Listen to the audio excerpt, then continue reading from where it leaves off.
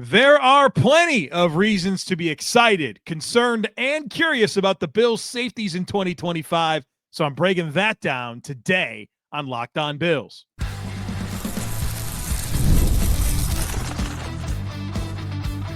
You are Locked On Bills, your daily Buffalo Bills podcast. Part of the Locked On Podcast Network, your team every day.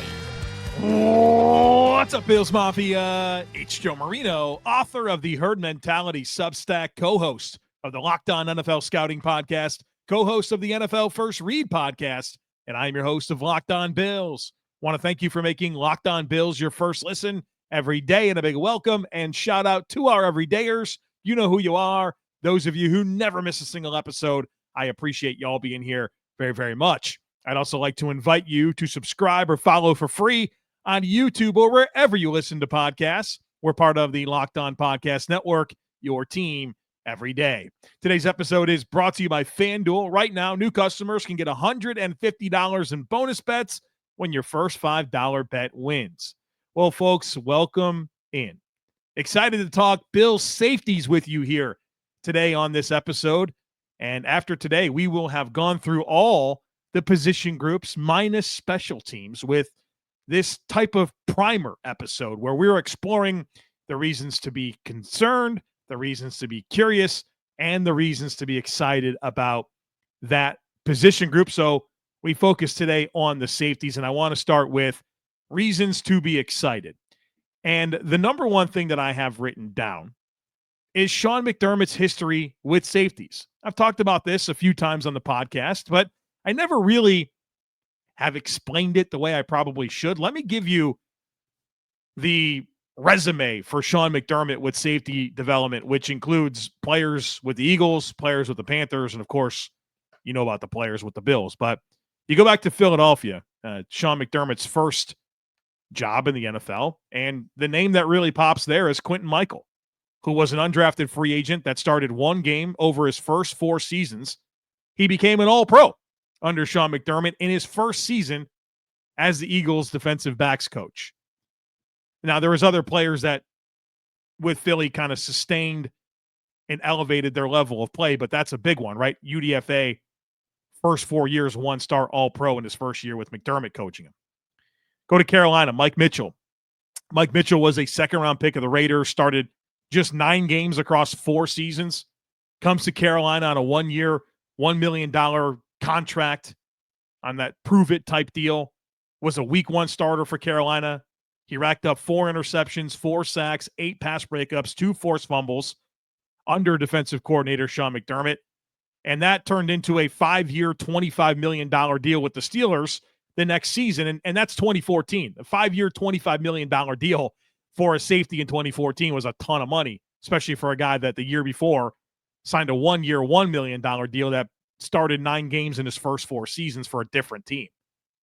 Kirk Coleman with the Panthers, a 2010 7th-round pick, came to Carolina in 2015 as his 3rd team in as many years, Pro Bowler, under defensive coordinator Sean McDermott. And do I need to explain Jordan Poyer and Micah Hyde?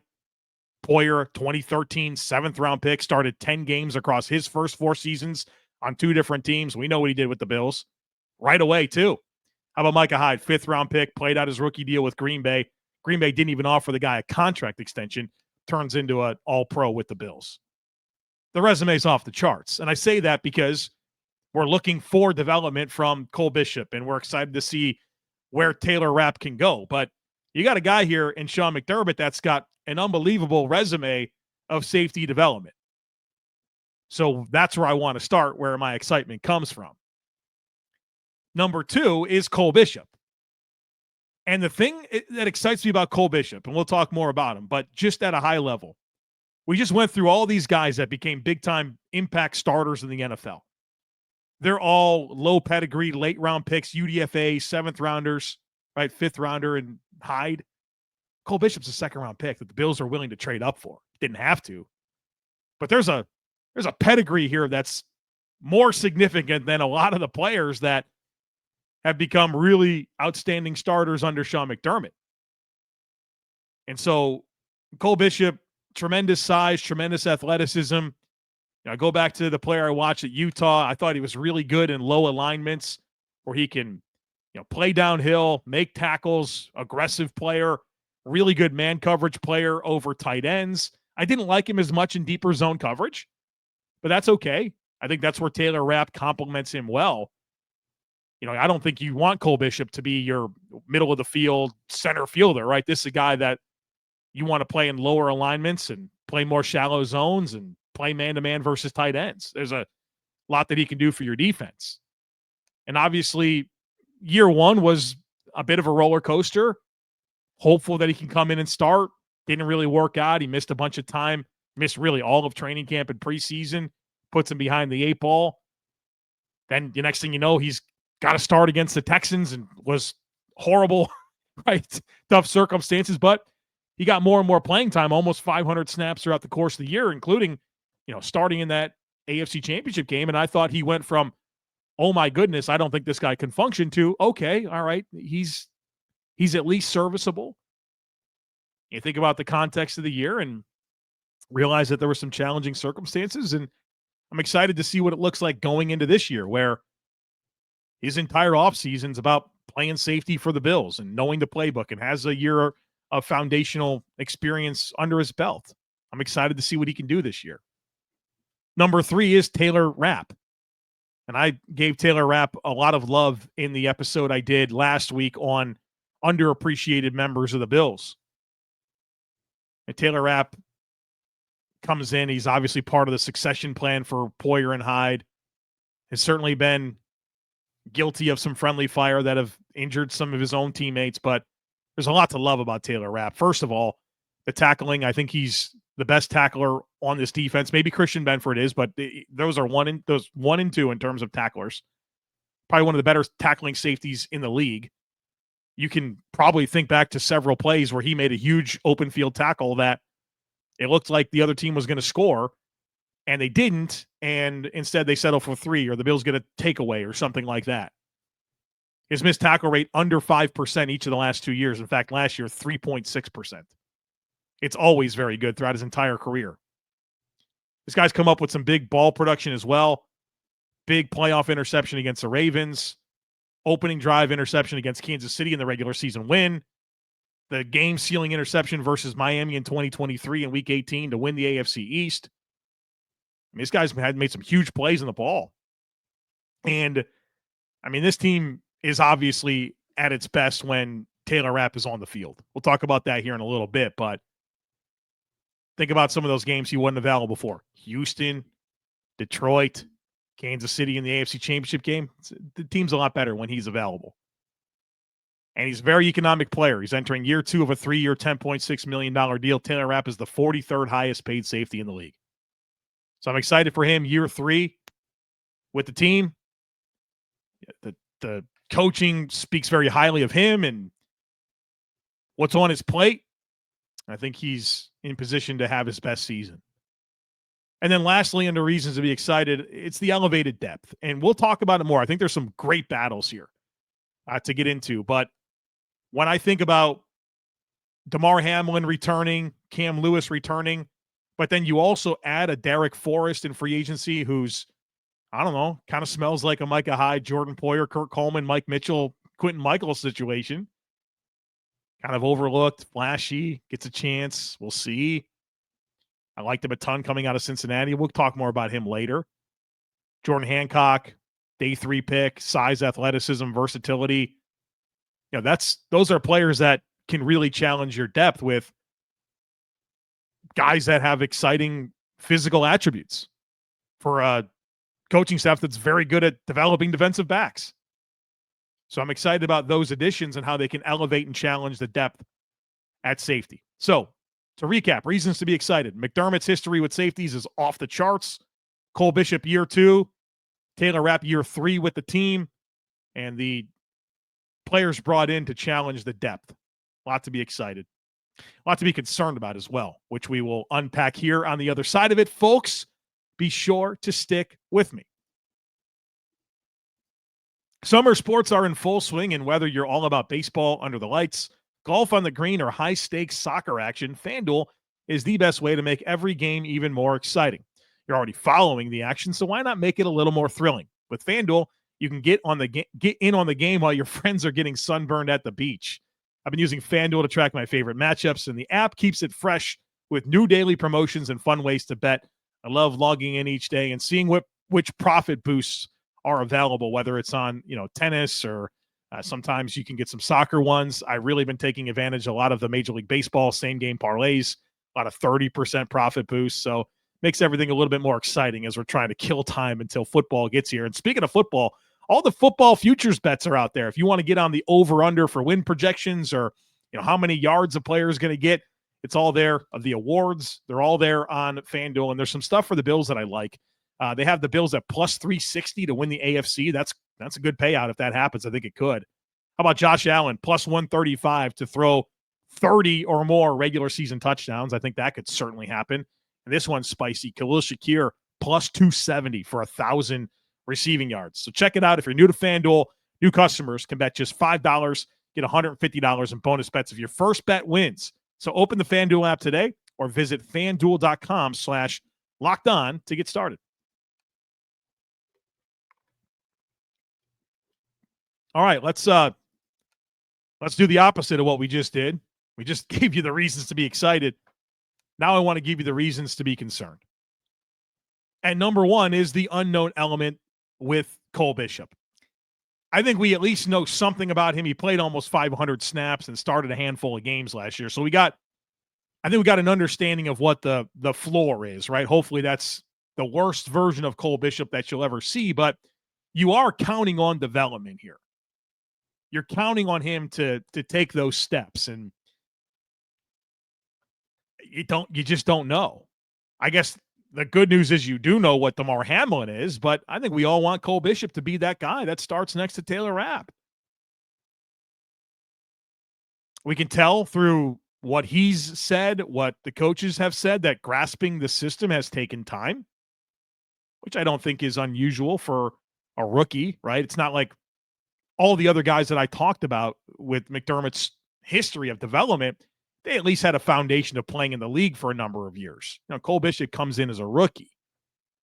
I don't expect him to be able to pick things up and run with it like Quentin McMichael in his fifth season, or Poyer and Hyde in their fifth seasons, or Kurt Coleman in his fifth season, right? It's going to take some time. And now he's had a little bit of time, but we don't know how well he's taken a hold of things. And Sean McDermott even talked about it this offseason when asked about Cole Bishop. He said the big thing for him is knowing the system at a level where it unlocks his true skill set, but then also he'll know how to make the system work for him and how to cheat and how to leverage and make some of those splash plays. So we need to see it happen. And I think it's one thing to acknowledge that there are unknown elements, but also acknowledge that that's normal in the NFL. That's part of the deal.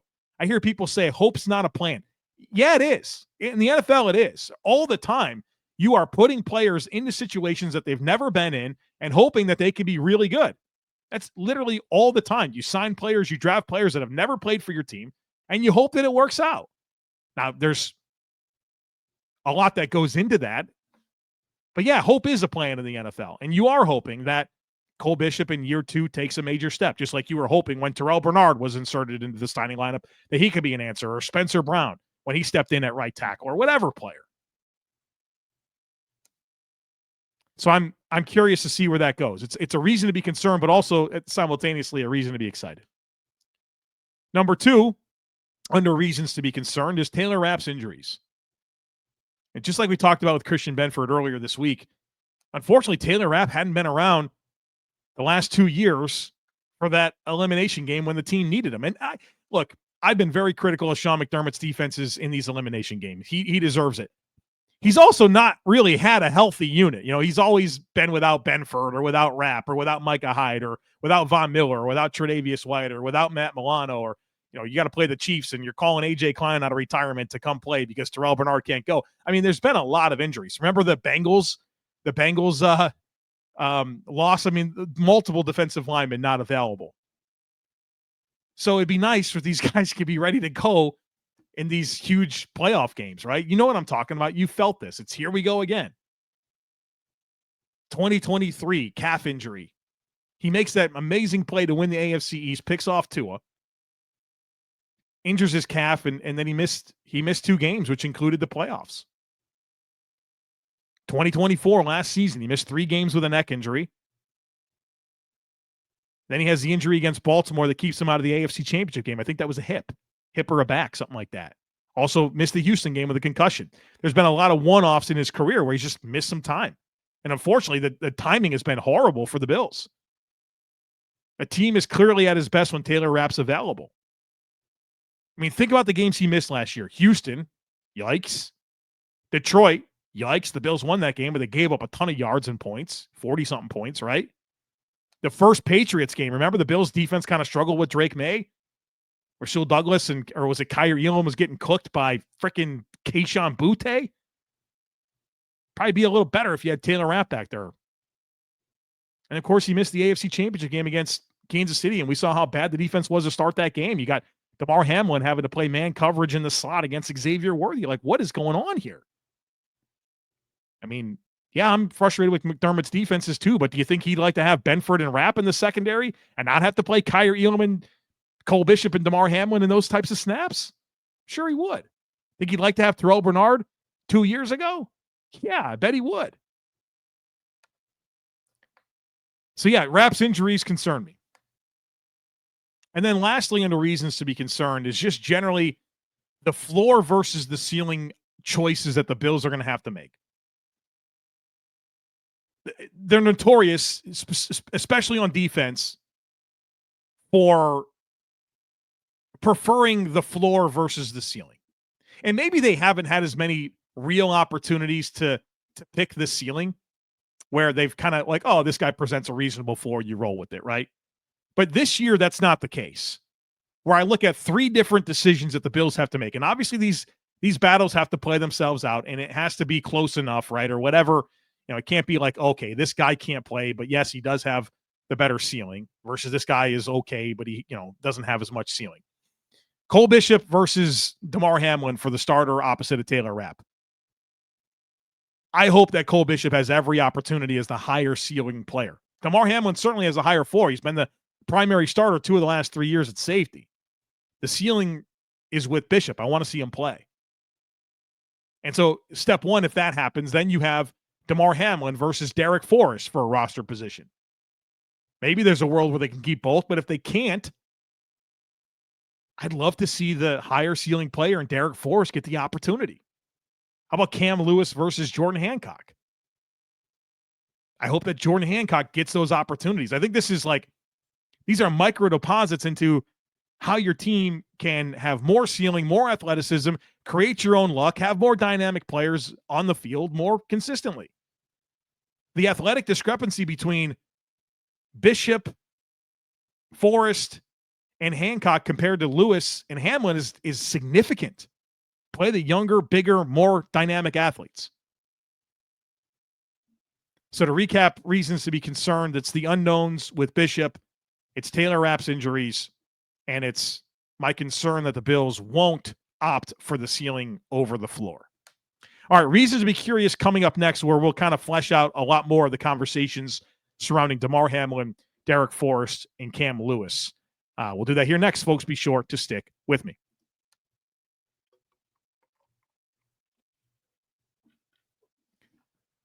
Welcome back. We're talking Bills safeties, and it's now time to talk about reasons to be curious, where I really want to take this opportunity to get into some of these depth conversations. Of course, I'm curious, how good is Bishop going to be, and how does he pair with Taylor Rapp, and do they use Taylor Rapp in deeper alignments and Bishop in lower alignments, and are they interchangeable? Like, I'm curious about all that, but I'm mostly curious about 3 players in particular: Damar Hamlin, Derek Forrest, and Cam Lewis. Let's start with Damar Hamlin. Played out his rookie deal and came back on a 1-year, $2 million deal. Not much money, right? But it's fully guaranteed. That $2 million is fully guaranteed. And a lot of times when you're trying to sort out roster puzzles at this time of year, you follow the money. You follow the money. By comparison, Derek Forrest is 1 year, $1.3 million with $167,000 guaranteed. Very different, right? So Damar Hamlin has been a primary starter 2 of the last 3 years, of course, in replacement of Micah Hyde in 22, right? 2023 is kind of a lost year coming out of the cardiac arrest situation, right? And then 2024, he was the starter. Like, he was the starting safety. Beat out Mike Edwards, beat out Cole Bishop. He was the starting safety. What's the role this year? Do we need to take him more seriously as a guy that could start? If he doesn't start, he's the third safety. Okay, special teams, he's done it in the past. And if he's not the starter, what does that mean for Derek Forrest's opportunity to make the team? Is it really Hamlin versus Forrest for one spot? It probably is. The money tells you Hamlin. The experience with the team tells you Hamlin. But the ceiling and the unknown commodity that I think can really elevate is Derek Forrest. Now, again, 1 year, $1.3 million, $167,000 guaranteed. And my story with Derek Forrest is, look, I loved him at Cincinnati. He goes to Washington, becomes an early starter, looks good. They switch coaching staffs. He kind of gets lost in the transition and doesn't really play the last 2 years. And this is what was out there for him. Like, I don't want to oversell him, but I do like the skill set.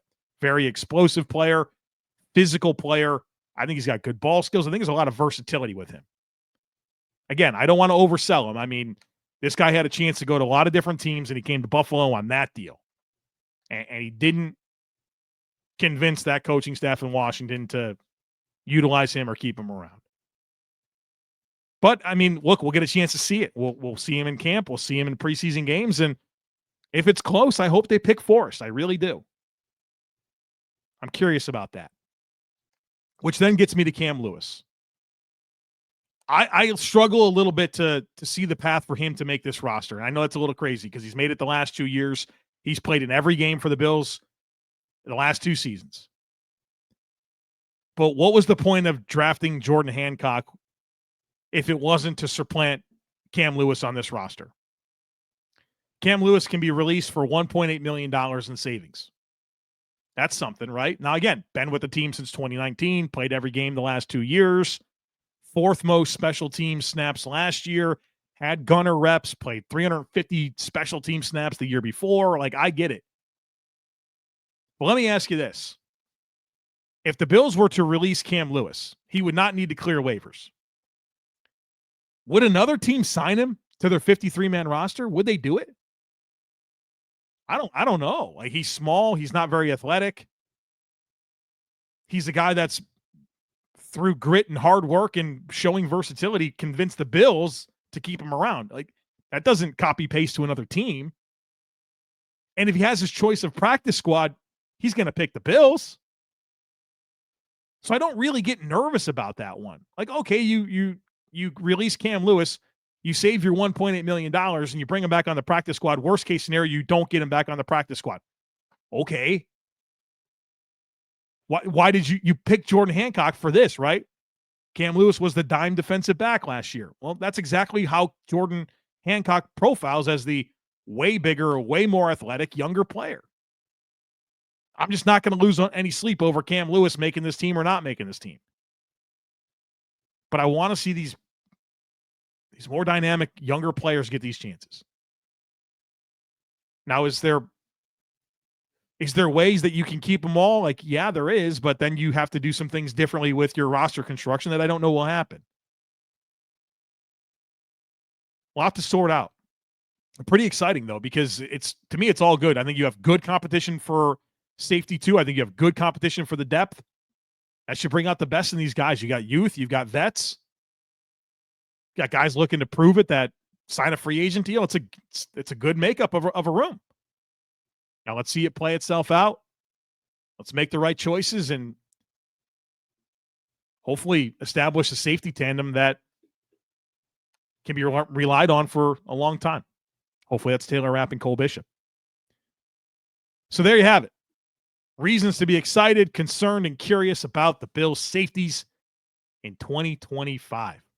That's going to do it for us here today on the podcast. Thanks for being here. I really appreciate that. As always, I do kindly ask that you share, subscribe, rate, and review. Have a great rest of your day. Go Bills. And I look forward to catching up with you again real soon.